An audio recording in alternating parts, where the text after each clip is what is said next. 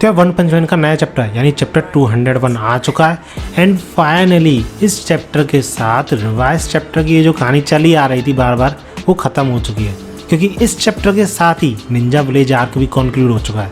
और जिस तरीके से ये आर्क कंक्लूड हुआ है तो यार मुझे समझ में नहीं आ रहा कि ये चैप्टर अच्छा है कि बुरा, क्योंकि मैंने वेब कॉमिक नहीं पढ़ी है और काफ़ी ज़्यादा शॉक्ड हूँ जिस तरीके से सैटामा ने निंजा लीडर को हराया है। मुझे पता था कि फाइट काफ़ी ज़्यादा लंबी नहीं चलेगी, लेकिन ये भी नहीं लगा था कि इस तरीके से ख़त्म होगी। अब एग्जैक्टली इस चैप्टर में क्या हुआ है और कितना ज़्यादा शॉक्ड था ब्लास्ट सैटामा की पावर्स को देख के, ये सब कुछ देखेंगे इस वीडियो में। So if you are interested keep watching.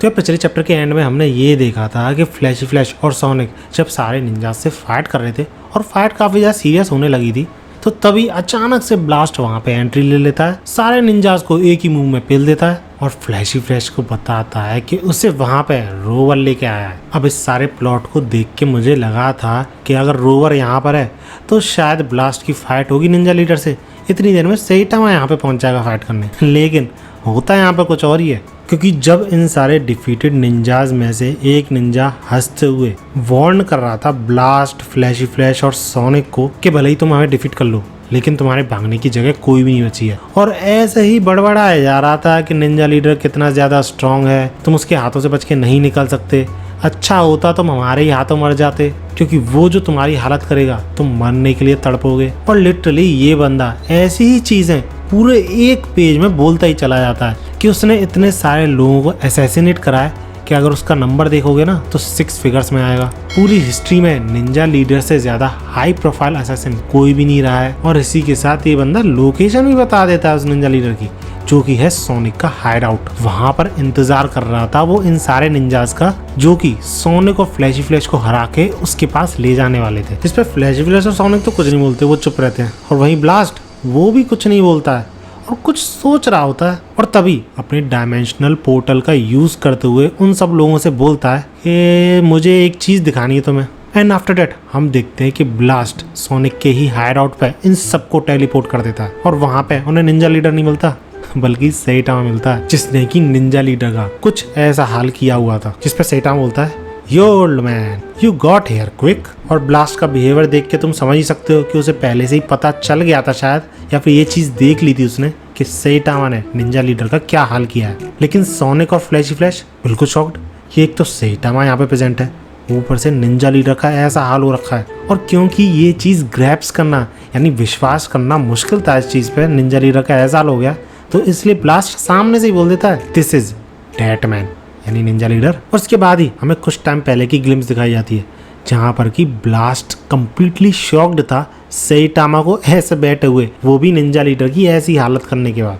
क्योंकि अगर तुम स्टोरी को फॉलो अप करते आ रहे हो तो फ्लैश तो सोनिक के लिए गया था उससे फाइट करने, लेकिन वहीं ब्लास्ट गया था डेटमैन से फाइट करने उसकी लोकेशन पर। लेकिन आगे वो ये देखता है कि सैटामा ऑलरेडी वहां पे प्रेजेंट है और कुछ ऐसा हाल किया हुआ है उसने डेटमैन का। इसके बाद फ्लैश पूछता है सैटामा से डिड यू किल हिम, तो इस पर सैटामा जवाब देता है कि नहीं ऐसा तो कुछ नहीं है, ये मरा नहीं है मेरे ख्याल से।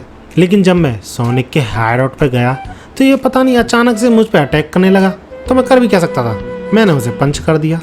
और ये चीज़ सुनने का सोनिक और फ्लैश बिल्कुल चुप, क्योंकि उन्हें भी पता है कि सैटामा ये चीज़ ऐसे ही नहीं बोल रहा है, उसके पंचेस कितने ज़्यादा पावरफुल हैं ये चीज़ ये दोनों ही एक्सपीरियंस कर चुके हैं। नहीं तो तुम सबको इन दोनों का कैरेक्टर तो पता ही है, अपने सामने दूसरे को कुछ मानते ही नहीं है, मजाक उड़ाने लग जाते हैं अगर इन दोनों को सैटामा की पावर्स के बारे में नहीं पता होता तो। और ऐसा नहीं है इन दोनों की गलती है, सारे निंजाज ऐसे ही होते हैं, क्योंकि ये जो निंजाज थे पहली बार ये चीज़ सुन रहे थे तो इसलिए हंसने लग जाते हैं कि तुम्हें सही में लगता है कि हम ऐसी चीप ट्रिक से गुमराह हो जाएंगे। लेकिन क्योंकि डेटमैन की बेइज्जती बिल्कुल भी सहन नहीं कर सकते थे ये लोग, तो अटैक करने लग जाते हैं सैटामा पे अपने हथियारों के साथ। और हम सबको पता है इस चीज का रिजल्ट क्या निकलता है। अगले ही पैनल में हम इन सबको जमीन पे पड़ा हुआ देखते हैं। और इंटरेस्टिंग चीज पता है क्या है, ऐसा करके ये कंपेयर करा जा रहा है कि जैसे ब्लास्ट ने सिर्फ एक अटैक में इन सब लोगों को ढेर कर दिया था, वैसा ही सैटामा भी कर सकता है।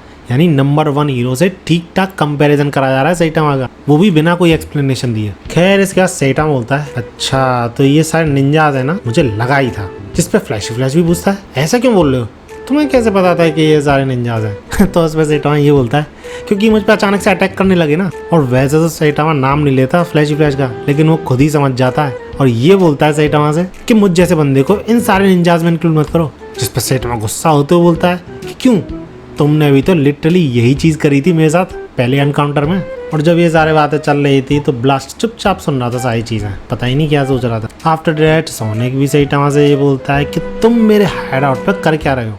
इस पे सैटामा रिप्लाई करता है कि सारी चीज़ें ओल्ड मैन से सुनने के बाद मुझे लगा कि मुझे तुम्हारी प्लेस पे इंतजार करना चाहिए ओल्ड मैन का, और शायद उस निंजा लीडर से ओल्ड मैन को ही फाइट कर लेने देना चाहिए। अब टू बी ऑनेस्ट यार, इस पेज का ये पैनल मुझे कुछ समझ में नहीं आया, क्योंकि यार जब हमने पिछली बार देखा था सैटामा को तो वो जेनोस और रोवर को पीछे छोड़ते हुए सोनिक की प्लेस के लिए निकल जाता है, लेकिन अब अचानक से यहाँ पे रोवर ब्लास्ट के साथ है और सैटामा उससे बातचीत करने के बाद वहां से निकल रहा है। और ऐसा भी नहीं है बीच रास्ते में कहीं पर मिले, नहीं, क्योंकि रोवर का डॉग हाउस भी वहीं पर प्रेजेंट है जहाँ पर जेनोस प्रेजेंट था रोवर के साथ। सो ये चीज़ अचानक से जोड़ना कुछ जमी नहीं स्टोरी में। तुम सब लोगों को क्या लगता है? लेट मी नो इन कमेंट्स। और अगर एनीमे न्यूज़ और अपडेट्स में इंटरेस्टेड हो तो मेरे इंस्टाग्राम पेज को फॉलो जरूर कर लेना। जिस पे सोनिक गुस्सा होते हुए बोलता है सैटामा से, लेकिन तुम मेरे हायर आउट पे आए ही क्यों थे? तो इस पे सैटामा भी वापस गुस्सा होते हुए बोलता है सोनिक से, अरे पागल, तूने ही तो मुझे इतने सारे चैलेंज लेटर भेजे थे, बार बार ये क्रीपी लेटर्स मेरे पास भेजे जा रहा था चैलेंज करने के लिए, अब आ गया मैं। जिसके बाद जाके सोनिक को याद आता है कि हाँ उसने काफी सारे लेटर्स भेजे थे सैटामा को ऐसे। जिसके बाद हम देखते हैं कि ये सारे निंजाज अभी भी मरे नहीं थे, इनफैक्ट उनमें से कुछ कॉन्शियस भी थे, लेकिन शॉक्ड थे कि आखिर ये बार्ली है कौन, ये टकला कर क्या रहा है यहाँ पे, उतना स्ट्रॉन्ग कैसे है। जिस पर सोनिक थोड़ा बहुत सरप्राइज कि ये बंदे इतनी बार मार खा चुके हैं तो अभी तक बेहोश क्यों नहीं हुए। अब मुझे लगा था यहाँ पे चैप्टर कंप्लीट हो जाएगा, लेकिन अचानक से एक और सरप्राइज देखने को मिलता है हमें। आसमान अचानक से क्रैक करने लगता है और उसमें से निकलते हैं बहुत बड़े बड़े दो बीस्ट। और ऐसा जब हो रहा था ना तो ब्लास्ट समझ गया था कि ये चीज सही नहीं हो रही है, और ब्लास्ट के एक्सप्रेशन देख के ही तुम समझ सकते हो कि ये चीज कितनी ज्यादा सीरियस है। अब इन दोनों बीस्ट को देख के इन निंजास की तो फटके हाथ में आ जाती है लेकिन सैटामा ये सोच रहा होता है, अबे ये तो उससे भी बड़ा है, वो जो अंडरग्राउंड डॉग मुझे मिला था, और शायद से ब्लास्ट इन दोनों बीस्ट को जानता था और इसलिए वो ये बोलता है कि लगता है मैं अपनी पोस्ट से काफी टाइम तक दूर रह लिया। लेकिन सैटामा बीइंग लाइक सैटामा, बंदा ये सोच रहा था कि इन दोनों बीस्ट को भूख लगी है क्या। और तभी अचानक से रोवर जो है एक बहुत खतरनाक बीम फेंकता है इन दोनों की तरफ, जिसकी रिप्लाई में ये दोनों एक साथ बीम फेंकते हैं रोवर की तरफ, और इसका रिजल्ट पता है क्या निकलता है? रोवर की बीम से इन दोनों बीस्ट के पर कच्चे उड़ जाते हैं, हवा में उड़ जाते हैं दोनों। एंड दैट्स हाउ ये चैप्टर एंड होता है, काफी बड़े सरप्राइज के साथ। अब मुझे तो काफी सही लगा ये चैप्टर, जैसे कि वन पंच मैन में हमेशा चलता है, तो सैटामा फिलिंस को हराता है, उसके बारे में किसी को पता नहीं चलता, और पता चलता भी है तो कोई भी हराते हुए उसे देख नहीं पाता। और ऐसा ही कुछ यहाँ पर हुआ है। तो अब चीज़ें थोड़ी बहुत ओरिजिनल सी लग रही हैं, क्योंकि पिछले जो चैप्टर्स आए थे उसमें तो सारी फाइटिंग चल रही थी और पता नहीं चल रहा था सैटामा कैसे एंट्री लेगा। एंड आई थिंक वो जो चैप्टर्स थे वो अपनी क्रिएटिविटी लगाने की कोशिश करी थी शायद मुराटा ने, जैसे कि मॉन्स्टर एसोसिएशन में करी थी उसने, लेकिन शायद वो चीज़ वर्क नहीं कर पाई, और हो सकता है टाइम भी नहीं मिला हो। वेब कॉमिक का पूरा रेफरेंस लेके ये चैप्टर्स क्रिएट कर रहा हो। तुम सब क्या कहना है? पिछले जो चैप्टर्स थे वो जो तुम्हें ज़्यादा अच्छे लग रहे थे अगर छोटी मोटी चीज़ों को इग्नोर कर दिया जाए, या फिर ये जो चैप्टर्स नए आए हैं वो अच्छे लग रहे हैं? मुझे रेट करके बताओ नीचे कमेंट्स में आउट ऑफ 10। बाकी वीडियो अच्छी लगी तो लाइक जरूर करना, ऐसी ही वीडियोस के लिए मेरे चैनल को सब्सक्राइब जरूर कर लेना, इंस्टाग्राम को फॉलो जरूर कर लेना फॉर न्यूज़ एंड अपडेट्स। मिलते हैं अगली वीडियो में। भागो।